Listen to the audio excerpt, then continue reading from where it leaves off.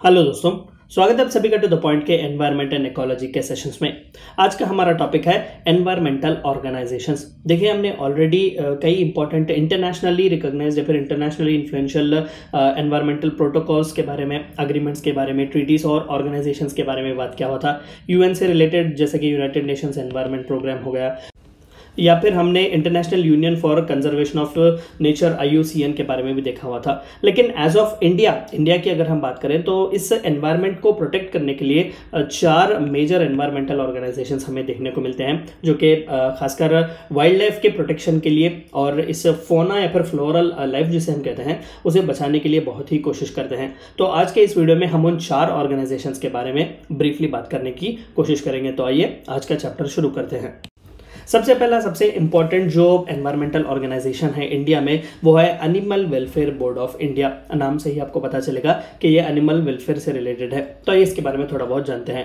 It is a statutory body. मैंने already आपको कई बार डिफरेंस बता चुका हूँ कि कॉन्स्टिट्यूशन में अगर उसका रेफरेंस हो तो उसे कॉन्स्टिट्यूशनल बॉडी कहते हैं। अगर किसी एक्ट के तहत इसे बनाया गया हो, अगर ये अपने पावर्स किसी स्पेसिफिक एक्ट से लेता है तो इसे स्टैट्यूटरी बॉडी कहते हैं। किस एक्ट से इसे बनाया गया है हम आगे के स्लाइड्स में इसके बारे में देखेंगे। And it is also an advisory body, यानी कि एक एपेक्स एडवाइजरी बॉडी है, एडवाइज करता है to the government of India on animal welfare loss.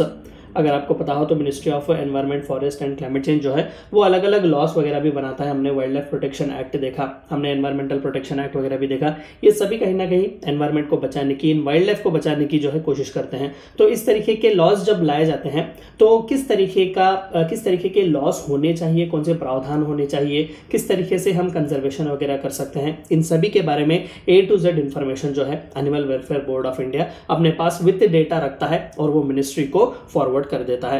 And promotes welfare, animal welfare in the country of India. तो एज ऑफ नाउ इंडिया में जो है, ऑफ कोर्स ये इंडिया का ही एक बॉडी है, तो इंडिया में ये प्रीडोमिनेटली काम करता है एनिमल वेलफेयर के लिए। It was established in 1962 under Section 4 of the Prevention of Cruelty to Animals Act in 1960। याद रखिएगा कि it was created by या फिर it was created under the provision of Prevention of Cruelty to Animals Act 1960। इस act के तहत जो है हमें कई इंपॉर्टेंट ऐसे प्रावधान दिए गए हैं कि किसी भी जानवर को, चाहे वो डोमेस्टिकेटेड हो या फिर वाइल्ड हो, उसे किसी भी तरीके का अब्यूज़ नहीं किया जा सकता। इवन बेस्ट एग्जाम्पल अगर मैं दे सकूँ तो जो स्ट्रीट डॉग्स होते हैं उन्हें भी जो है आप अब्यूज़ नहीं कर सकते। अगर किसी तरीके का अब्यूज़ उन्हें पहुंचता है तो आपको पेनल्टी दी जाती है। IPC की ऐसी कई धाराएं, सेक्शंस आपको मिल जाएंगी जिसके तहत आपको जेल भी हो सकती है और पनिशमेंट के तहत आपसे जो है फाइन भी बनवाया जा सकता है। तो याद रखिएगा कि बहुत ही इंपॉर्टेंट है PCA act, that is prevention of cruelty to animals act 1960। तो animal welfare board of India के मेंबर्स कितने हैं? देखिए, the board consist of 28 members who serve for a period of 3 years. तो ये भी सेंट्रल गवर्नमेंट ही जो है नॉमिनेट करती है या फिर उन्हें अपॉइंट करती है। 3 साल का इनका कार्यकाल होता है, 28 मेंबर्स होते हैं और कंट्री के अलग अलग इंपॉर्टेंट सिटीज में जो है इनके ऑफिसर्स होते हैं। It works to ensure that animal welfare laws in the countries are followed and provides grants to welfare animal welfare organisations. जो कोई भी स्टेट सरकारें चला रही हो या फिर सेंट्रल क्यों ना हो, और भी कई NGOs भी जो एनिमल वेलफेयर राइट के साथ या फिर एनिमल वेलफेयर के लिए काम कर रहे हैं, ये animal welfare board of India जो है उनके साथ कोलैबोरेट करता है, लोगों में अवेयरनेस लाने की कोशिश करता है, एनिमल राइट्स को जो है वो आगे बढ़ावा देने की कोशिश करता है। तो पूरे जितने भी वेलफेयर लॉज जो है ऑलरेडी लाए गए हैं उन्हें एनफोर्स करने में भी animal welfare board of India बहुत ही क्रूशियल होता है। इसका हेडक्वार्टर जो है वो है बल्लभगढ़ इन फरीदाबाद, हरियाणा। इससे पहले ये चेन्नई में हुआ करता था, तमिलनाडु में। रिसेंटली जो है इसे शिफ्ट करके बल्लभगढ़ में रखा गया है जो कि फरीदाबाद में है। तो this is the first important environmental organisation which you will find in India. दूसरा इंपॉर्टेंट जो एनवायरमेंटल ऑर्गेनाइजेशन जिसके बारे में बात करना है वो है central zoo authority.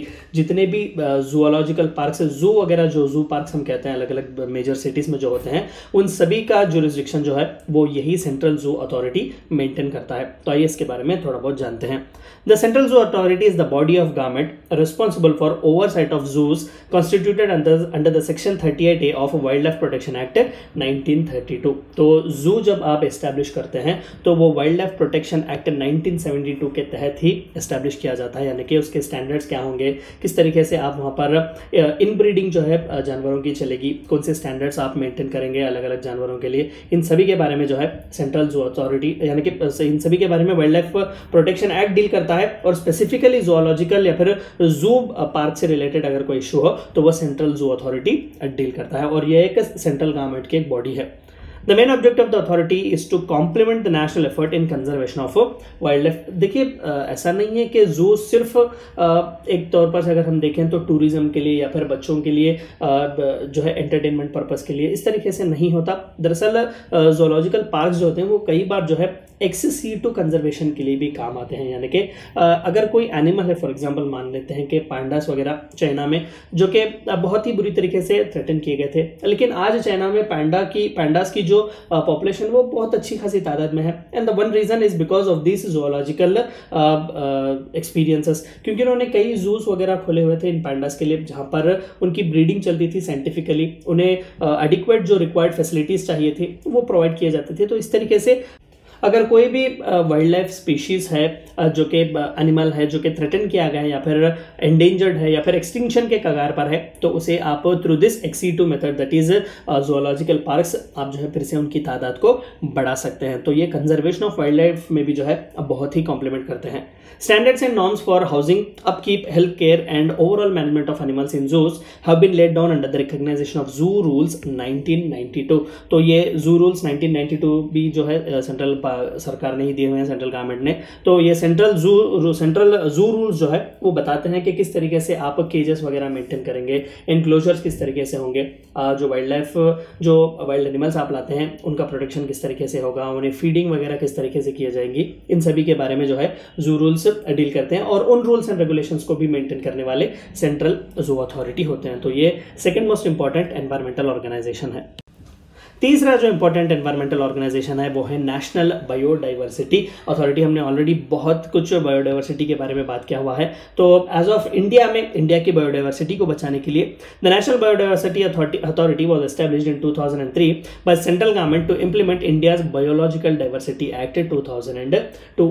Convention on biological diversity हमने देखा 1992 रियो समिट के बाद आया हुआ था। 3 सिस्टर कन्वेंशन अगर आपको याद हो, अगर याद नहीं हो तो याद कीजिएगा, आपके लिए एक होमवर्क है। तो उसी के तहत जो है हमने बायोलॉजिकल डाइवर्सिटी एक्ट 2002 पास किया हुआ था और उसके तहत हमने एनबीए यानी कि नेशनल बायोडाइवर्सिटी अथॉरिटी एस्टैब्लिश की हुई थी।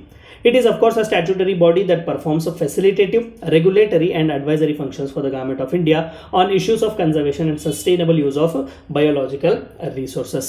The NBA has its headquarters in Chennai, Tamil Nadu, India। हमने ऑलरेडी इसके बारे में इन डिटेल बात किया हुआ है बायोडाइवर्सिटी के बारे में। और मैं आपसे ये भी रिकमेंड करूंगा कि हमारे यूट्यूब चैनल पर टू द पॉइंट लेक्चर्स के यूट्यूब चैनल पर इन सभी इंपॉर्टेंट एनवायरमेंटल ऑर्गेनाइजेशंस के वीडियोस आपको इन डिटेल मिल जाएंगे। मैं आपसे रिकमेंड करूंगा कि आप वहां पर जाकर फिर से देख सकते हैं। तो ये तीसरा सबसे इंपॉर्टेंट एनवायरमेंटल ऑर्गेनाइजेशन है। हमारा चौथा और आखिरी सबसे इंपॉर्टेंट एनवायरमेंटल ऑर्गेनाइजेशन इंडिया का जो है वो है wild life crime control bureau. आपको वर्डिंग से ही समझ में आएगा कि क्राइम को कंट्रोल करने के लिए खासकर वाइल्ड लाइफ में हमने ऑलरेडी साइट्स के बारे में बात किया हुआ था। अगर आपको याद हो तो convention of international trade in endangered species जो कि वाइल्ड फ्लोरा और फोना को इलीगल ट्रेडिंग से, पोचिंग वगैरह से बचाने की कोशिश करता है। तो इसी तरीके से इंडिया के लेवल पर जो है यानी कि इंडिया के नेशनल लेवल पर जो है wild life crime control bureau इसी का काम करने की कोशिश करता है। It is a statutory body. Again ये भी जो है एक स्टैट्यूटरी बॉडी है, मल्टी डिसिप्लिनरी बॉडी, यानी कि ये रेगुलेटरी बॉडी भी है, एडवाइजरी बॉडी भी है, तो इसे मल्टी डिसिप्लिनरी बॉडी कहा जाता है। It was established by government of India under the ministry of environment and forest to combat organised wild life crime in India. Of course India में भी जो है पोचिंग का, इलीगल वाइल्ड लाइफ ट्रैफिकिंग का बहुत ही ज़्यादा प्रॉब्लम है।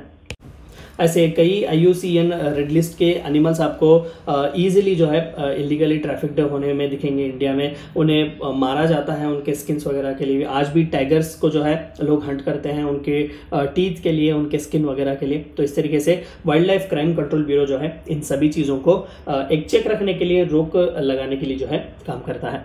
The bureau's headquarters is located in New Delhi. It also assists and advises the custom authorities in inspection of consignments of flora and fauna. जब कभी भी इंटरनेशनल लेवल पर आप with license यानी कि परमिशन के साथ अगर आप किसी एक्सोटिक एनिमल को इंपोर्ट कर रहे हैं या फिर एक्सोटिक प्लांट स्पीशीज को इंपोर्ट कर रहे हैं, तो चाहिए कि कस्टम्स के जो अथॉरिटीज़ होते हैं एयरपोर्ट्स वगैरह में या फिर जो सी पोर्ट्स वगैरह में जो आपको मिलता है, वहाँ पर एक क्लियर कट इंस्ट्रक्शंस उन ऑफिसर्स को, उन अथॉरिटीज़ को दिया जाता है। और जो इंस्ट्रक्शंस जो दिए जाते हैं वो वाइल्ड लाइफ कंट्रोल ब्यूरो से होते हैं, wild life crime control bureau से, जो कि बताता है कि किस एनिमल को जो है आप एक्सपोर्ट नहीं कर सकते, किस एनिमल को इंपोर्ट नहीं कर सकते, या फिर वो कौन से स्पीशीज हैं अगर इंपोर्ट करेंगे तो एडिक्वेट लाइसेंसिंग किस तरीके से होने चाहिए, कौन से परमिशंस वगैरह लेने चाहिए, इन सभी के बारे में जो है wild life crime control bureau काम करता है। ये थी चंद बातें आपको जाननी थी एनवायरमेंटल ऑर्गेनाइजेशंस के बारे में, खासकर जो कि इंडिया के वाइल्ड लाइफ को बचाने के लिए, प्रिजर्व करने के लिए, कंजर्व करने के लिए काम करते हैं। Thank you for watching my video.